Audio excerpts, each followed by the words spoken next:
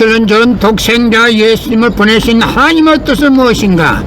예수께서 다시 오시마 하신 이유는 무엇이며 어린 양 혼인잔치는 무엇을 의미하는 것인가? 예수께서 기다렸던 하늘의 신부, 인류 역사에 처음 오시는 독생녀는 누구인가?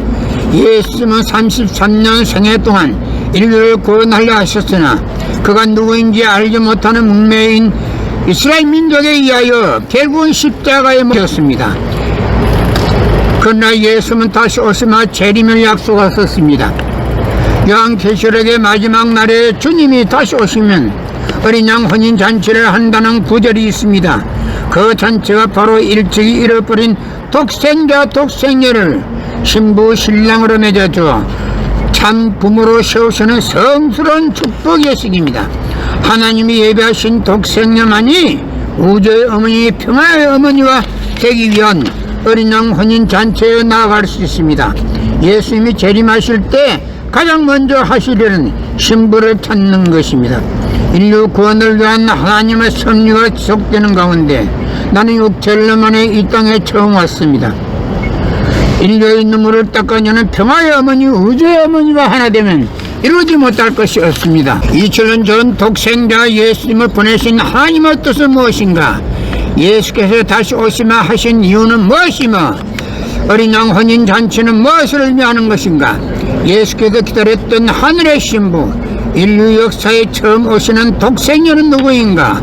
예수님은 33년 생애 동안 인류를 구원하려 하셨으나 그가 누구인지 알지 못하는 문명인 이스라엘 민족에 의하여 결국은 십자가에 못 박혔습니다.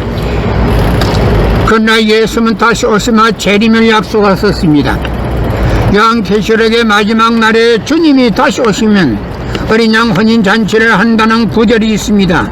그 잔치가 바로 일찍이 잃어버린 독생자 독생녀를 신부 신랑으로 맺어주어 참 부모로 세우시는 성스러운 축복의 시기입니다.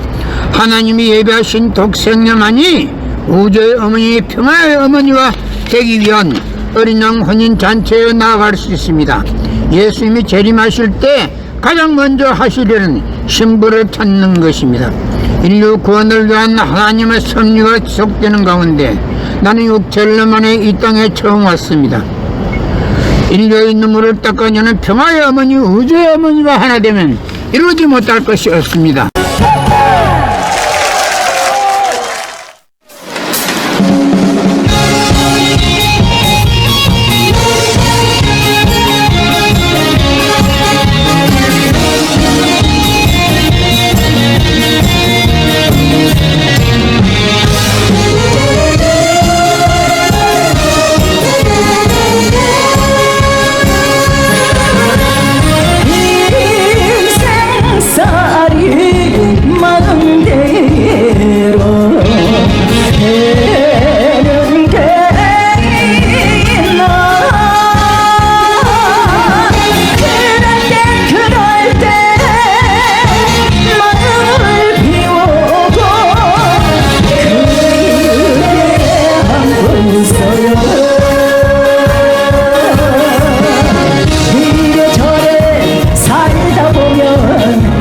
세상